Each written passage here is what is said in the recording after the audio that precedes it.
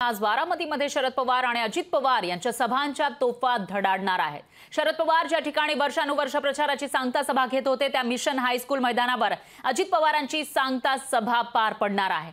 तर शरद पवार यांची सांगता सभा बारामती शहरातील जुना मोरगाव रोड इथं लेंडी पाटी या ठिकाणी पार पडणार आहे आणि याबाबत आढावा घेतलेला आहे आपले प्रतिनिधी विकास कोकरे यांनी।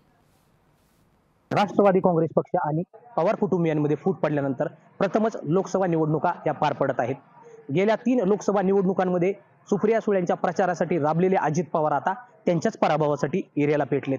यामुळे या लोकसभा निवडणुकीमध्ये अजित पवार आणि शरद पवार यांची प्रतिष्ठा आता पणाला लागली आहे। गेल्या अनेक वर्षांपासून गेल्या 40 वर्षांपासून बारामतीमध्ये पवारांची कोणतीही निवडणूक असली तर त्या निवडणुकीच्या प्रचाराची सांगता सभा ही बारामती तालुक्यातील मिशन हायस्कूलच्या मैदानावरती होत असते। आपण पाहू शकता मी आहे बारामतीमधील मिशन हायस्कूलच्या प्रांगणावरती।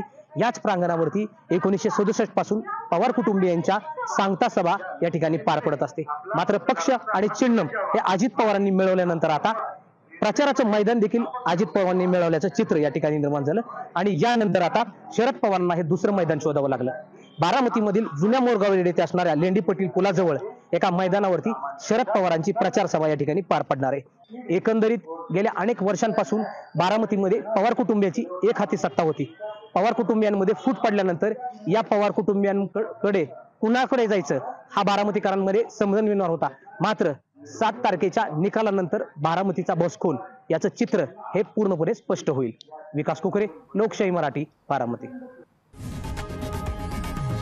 लोकशाही मराठी ऐका, पहा, जागरूक रहा।